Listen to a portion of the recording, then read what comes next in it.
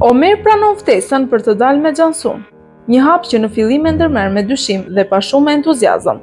Të dy ulen në një ambient të qetë, duke filluar me biseda të zakonshme, por shumë shpejt Xhansu e drejton bisedën drejt të kaluarës së tyre si ish të dashur.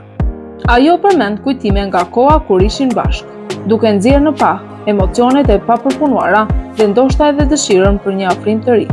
Fillimisht, Omeri është i rezervuar, i përmbajtur dhe i hutuar nga drejtimi që po merr biseda.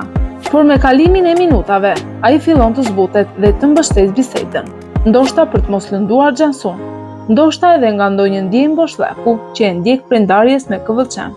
Për një moment, krijohet një atmosferë e paqartë mes nostalgjisë dhe pasigurisë. Pas shumë përpjekjesh dhe tensionesh, Abdullah arrin më në fund të bindë pembe që merri të marrë pjesë në darkën familjare. Në atë darkë ndodhet edhe familja e Gorkemit, që vinë për të ruajtur marrëdhëniet me familjen e Fatit. Gjatë takimit, ata njihen për herë të parë me Merin dhe atmosfera fillimisht është e qetë dhe e ndrojtur. Por gjërat fillojnë të ndryshojnë kur Abdullah flet në mënyrë shumë pozitive për Merin, duke e lavdëruar para krujshve për përkushtimin e saj ndaj Alevit të vogël, për karakterin dhe për sakrificën e bërë. Fjalët e tij janë të sinqerta dhe të thella. Këto fjalë nuk i pëlqejnë as pak pembes. Ajo ndihet e lënë në hije dhe xheloze, ndërsa buzëqesh para të tjerëve, në brendësi, zemra e saj vlon nga pakënaqësia dhe xhelozia. Gjatë darkës familjare, biseda kalon në një temë të papritur. Baba i Gorkemit uron Abdullahun për mbështetje ndaj idesë së Nursemas për një biznes të ri. Kjo e vë Abdullahin në siklet, edhe pse në thelb nuk është dakord me projektin, ai përpiqet të mos e japë veten për të mos krijuar tension para mysafirëve. Me qetësi, ai falenderon për fjalët dhe ndryshon temën, por sytë e tij e tregojnë se nuk është as pak i qetë. Nursema, e bindur për rrugën që ka nisur, ndryn dhe ua tregon të gjithëve se ka ndërmend të bashkëpunojë me Firazin, djalin e Asudes. Kjo deklarat shkakton befasi dhe mospëlqim të menjëhershëm, sidomos nga burrat e familjes që nuk e fshehin hapin e tyre. Madje edhe Pembe nuk vonon të ndërhyj, duke i thënë se nuk ka qenë as pak në dieni të këtij bashkëpunimi, duke e bërë Nursema të ndihet në qendër të vëmendjes, por edhe të gjykimit. Duke ndjerë rrezikun që mund të sjellë bashkëpunimi Nursemas me Firazin, Gorkemi kërkon të jetë e kujdesshme dhe përpiqet të mbulojë planin e saj dhe të parandalojë çdo të papritur që mund të ndodhë më vonë. Ajo jep një këshill Nursemas, duke i thënë që të bëjë kujdes me Firazin, pasi është një njeri i papërgjegjshëm dhe bashkëpunimi me të mund të kthehet në një problem të madh. Nursema, megjithse ndjen se këshilla e Gorkemit është më shumë një tentativë për të kontrolluar dhe penguar zgjidhjet e saj, i përgjigjet duke shmangur temën. Ajo i thotë se nuk ka asnjë besim në fjalët e saj dhe se nuk do të lejojë asnjëherë të ndryjë në planet e saj. Pas përpjekjeve të shumta dhe të pasuksesshme për t'u afruar me Fatin, Gorkem nuk përmbahet më. E lodhur dhe e dëshpëruar, ajo e akuzon atë me dyshimin se ndoshta nuk fle me të në dhomën e tyre sepse është me dikë tjetër. Një pyetje mbushur me xhelozi, pasiguri dhe zemërim të fshehur. Fati i qetë por i ftohtë, i mohon kategorikisht akuzat. Ai nuk dëshiron të përfshihet në një përplasje të tillë, por as nuk tregon ndonjë përpjekje për afrim. Distanca mes tyre është e dukshme dhe emocionale. Gorkem e lënduar dhe e ngarkuar emocionalisht i thotë se e do shumë, por nuk mund ta durojë me këtë ftohtësi, këtë largësi që po e shkatron nga brenda. Ajo kërkon dashuri, por përballet me një mur. Por përgjigjja e Fatit është e prerë dhe e dhimbshme. Nëse më do vërtet, atëherë mund të më rish lart. Këto fjalë janë si thik për Gorkemin, e cila shpërthen në lot, por jo vetëm nga dhimbja, edhe nga inati.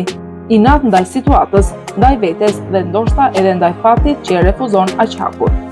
Në mëngjes, Abdullah mbledh familjen për t'i dhënë një lajm të rëndësishëm. Të gjithë janë të përqendruar duke pritur një vendim që mund të ndryshojë dinamikën familjare. Por përpara se ai të flasë, Pembe merr fjalën me vendosmëri dhe shpall para të gjithëve se ajo dhe Abdullah kanë zgjidhur problemet midis tyre dhe nuk do të ketë divorc. Ky është një moment befasie për të gjithë, sidomos për ata që e dinin sa e tensionuar kishte qenë marrëdhënia mes tyre kohët e fundit. Familjarët reagojnë me habi, por lajmi pritet pozitivisht.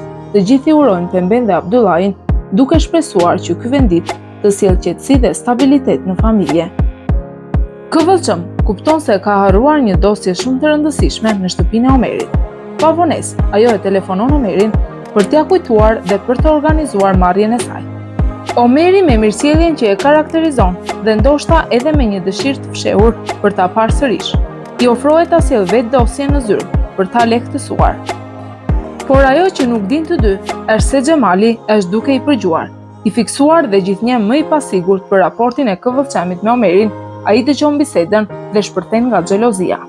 I nxitur nga inati dhe ndjenjat e tij të pakontrolluara, Xhamali shfryn zemërimin jo vetëm brenda vetes, por edhe ndaj të tjerëve, veçanërisht ndaj një punojësi të pafajshëm, duke i folur me ton të ashpër dhe shfaqur sjellje të paarsyeshme në punë.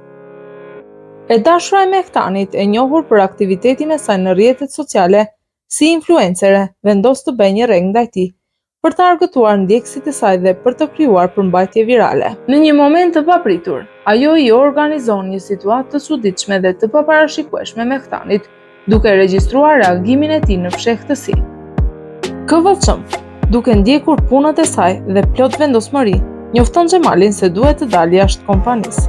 Ajo nuk i jep shumë detaje, duke dashur të mbajë kufin të qartë mes privatësisë dhe punës. Xhamali, i pushtuar nga xhelozia e akumuluar dhe dyshimet e vazhdueshme, nuk e pranon këtë qasje. Ai nuk e duron faktin që Këvëllçëm nuk i jep asnjë sqarim. Nga ky veprim i Këvëllçëm, ai shpërthen ndaj punojëses së tij. I thot me nervozizëm se duhet të jetë i pari që merr vesh çdo gjë që ndodh në kompaninë ku punojnë. Meri, e cila ka qenë gjithmonë e vëzhgueshme dhe e drejtë për drejtë, ndan shqetësimin e saj me Doën pas ceremonisë së varrimit të babait të Girajit. Ajo shpreh hapur mendimin se reaksioni i Hevesit është i tepruar dhe jo i sinqert. Sipas saj, Hevesi po egzageron hidhërimin, duke e përdorur si një formë për të tërhequr vëmendje ose për të fituar simpati. Me fjalë të qarta, Meri thot se ajo po shtiret dhe nuk e përjeton me të vërtetë bindjen që po shfaq. Në këtë bisedë, Meri jep edhe një këshill serioze Doës. Nuk është më e shëndetshme të jetoni në një shtëpi me një grua të tillë. Pas gjithë tensioneve dhe distancës që i ka mbajtur larg, Omeri dhe Këvëllçëm takohen sërish. Atmosfera është e butë, plot heshtje, ku ndjenjat flasin më shumë se fjalët. Këvëllçëm, e përmbajtur por e ndjer, i rrëfen Omerit se e ka marrë malli për bisedat e tyre. Ato bisedat të thella, të qeta dhe të mbushura me mirë kuptim, që dikur i lidhnin fort. Omer, i lumtur dhe i emocionuar nga ajo që dëgjon, i përgjigjet me një buzëqeshje të ngrohtë. Do të dëgjoj sa herë të dëshirosh. Zbulohet se baba i Girajit, para se të ndërronte jetë, ka qenë në dieni të marrëdhënies së fshehtë mes Hevesit dhe Girajit. Ky zbulim tronditë ata të dy, por pasoja më e madhe është fakti që ai nuk ka lënë asgjë për ta në testament. Pasi dëgjon përmbajtjen e testamentit, Heves shpërthen me zemërim dhe tronditje, në një përpjekje të dëshpëruar për të kthyer situatën në favorin e saj. Ajo kërcënon avokatin, duke i kërkuar të mos zbatojë testamentin dhe të mos zbulojë detajet e tij.